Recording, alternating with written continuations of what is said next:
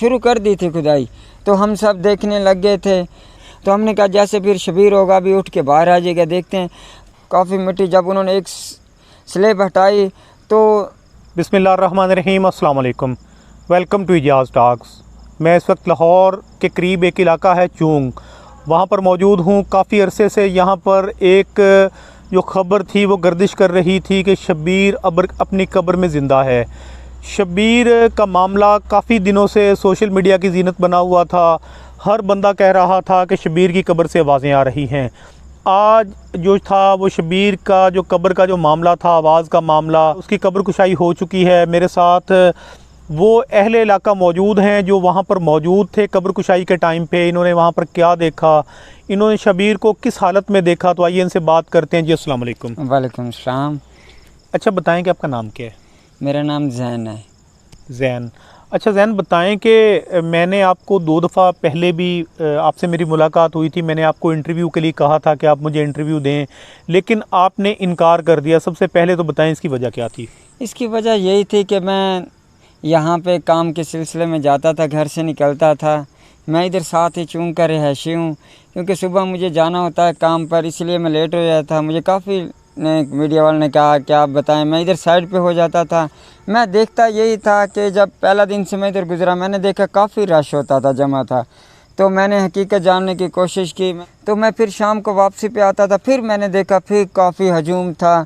मैंने फिर थोड़ी देर खड़ा हो जाता था, फिर मैं देखता रहता था। वह काफ़ी मीडिया वाले आए हुए थे, वो मुझसे बात करना चाहते, मैं खामोशी से खड़ा रहता था। मैं देखते रहता था उनकी तरफ। फिर काफ़ी देर उधर वो देखा, काफ़ी रश है, कोई कब्र पे कान लगा रहा है, कोई क्या कह रहा है। कहने लगा शब्बीर की कब्र से आवाज़ें आ रही हैं, ये है वो है। मैं फिर चुपके से चला जाता था। फिर ऐसे ही 2-3 दिन मैं देखता रहा। फिर एक दिन मैंने कहा देखते हैं अब। फिर मैंने एक जो देखा, कोई कह रहा कब्र से फिर आवाज़ें आ रही हैं, ये है। मैं उधर तो अच्छा बताएं कि आपने खुद नहीं चेक किया? तब मैंने कहा, इरादा किया कि मैं चेक करता हूँ। तो मैं भी जाता हूँ आवाम के अंदर। आवाम काफ़ी सारी थी, फिर पुलिस भी थी।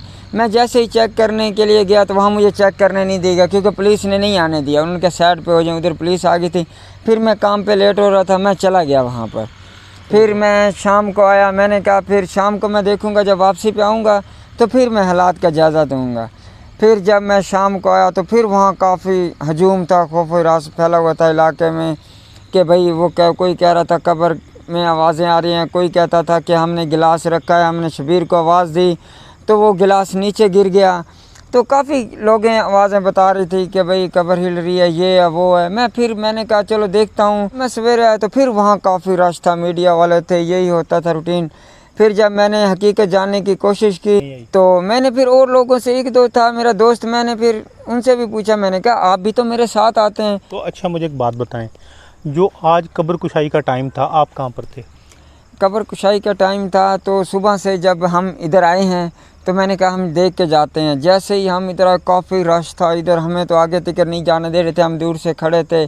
जब हमें तकरीबन एक आधा ही घंटा हुआ है तो हम देख रहे थे, जब सारे आ गए तो उन्होंने हमें साइड पे किया। जैसे काफ़ी हजूम आगे बढ़ता गया, मैं भी आगे बढ़ता गया। कोई दुआएं मांग रहा था, किसी के हाथ में टार्च था, कोई क्या था, एक दूसरे को धक्के लगा रहे थे, सब एक दूसरे से आगे जाने की कोशिश कर रहे थे।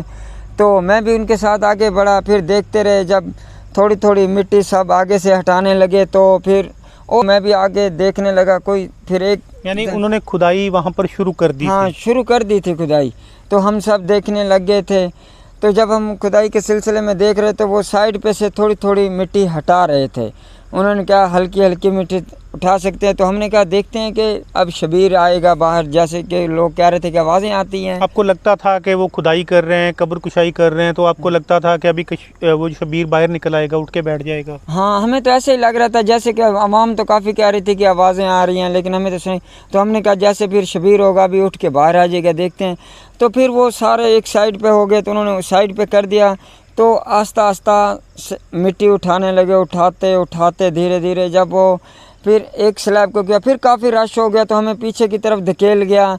तो मैं तो साइड पे हो गया, क्योंकि काफ़ी रश हो गया था उनके। वो काफ़ी मिट्टी जब उन्होंने एक स्लैब हटाई तो लोगों का, मतलब वो जो दोस्त खड़े थे उनका कहना है कि शब्बीर अपनी जगह वैसे का वैसा ही मौजूद था।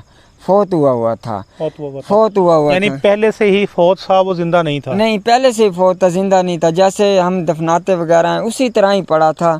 लेकिन ये सब झूठ था कि आवाज़ें आ रही हैं, ये है वो है, सब झूठ था। हमने अपनी आँखों से देखा है वहाँ जाके, कोई ऐसा मसला वगैरह नहीं था। वो वैसे ही था जैसे अल्लाह ताला की तरफ से मौत वगैरह वाक़ होती है, जिस तरह हम दफनाते वगैरह हैं उसी तरह ही था, और कोई भी नहीं था। जिस तरह एक स्लैब उन्होंने उठाई और टार्च से देखा उन्होंने जला के? एक स्लैब उठाई थी उन्होंने, टार्च वगैरह से देखा, बाकी कोई चीज़ उन्होंने नहीं वो की। फिर उन्होंने उस तरह हल्के से स्लैब रखी और साहब ने मिट्टी डालना शुरू कर दी। देखते रहे, काफ़ी हजूम था, काफ़ी देर वहाँ पे आवाम खड़ी रही। किस तरह ये सीन चल रहा था शबीर का, तो आपके सामने मामला है। लेकिन आवाज़ें वगैरह नहीं आ रही थी।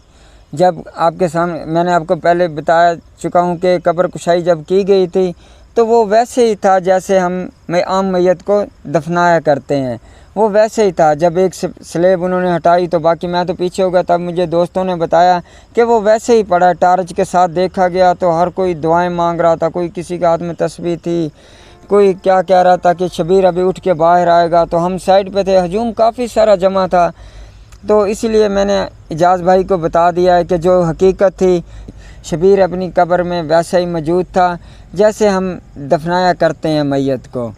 नाज़रीन, जब कुछ अर्सा पहले मैं रात को वहाँ पर बैठा रहा, पुलिस वहाँ पर बहुत ज़्यादा तादाद में मौजूद थी, तो उन्होंने मुझे वहाँ पर कब्र पे नहीं जाने दिया।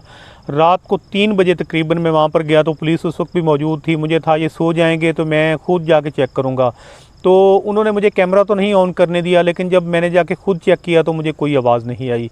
और इस पे मैंने वीडियो भी बना के एक अपलोड की थी, आप वो देख सकते हैं कि मुझे ख़ुद को भी शबीर की कब्र से कोई आवाज़ नहीं आई। मैं तो आज जो हकीकत थी वो आप लोगों के सामने आ गई कि शबीर अपनी कब्र में ज़िंदा नहीं था। वो जिस हालत में उसको दफनाया गया था वो उसी हालत में अपनी कब्र में मौजूद था। तो अब इस बात से हमें एक सबक हासिल करना चाहिए कि जो बंदा मर जाता है ना, वो वापस इस दुनिया में नहीं आ सकता, क्योंकि अल्लाह पाक फरमा रहे हैं कि जो लोग इस दुनिया से चले जाएं वो क़यामत तक वापस नहीं आ सकते। तो हमें ना ज़्यादा से ज़्यादा अपनी आखिरत को याद करना चाहिए। हमें इस बात को कभी भी नहीं भूलना चाहिए कि मरने के बाद हमें भी इसी कब्र में आना है।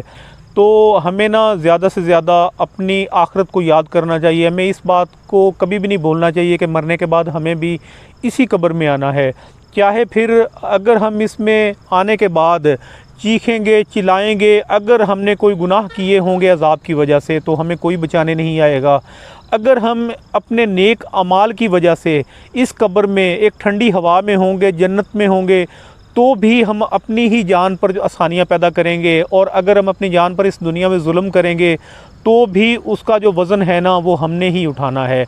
तो हमें नेक और साले अमाल करने चाहिए, अपने अक़ीदे को बेहतर करना चाहिए, हमें दीन को समझना चाहिए, कुरान को तर्जुमे के साथ पढ़ना चाहिए, अहादीस रसूल का मुताला करना चाहिए, दीन को समझना चाहिए और दीन पर अमल करना चाहिए।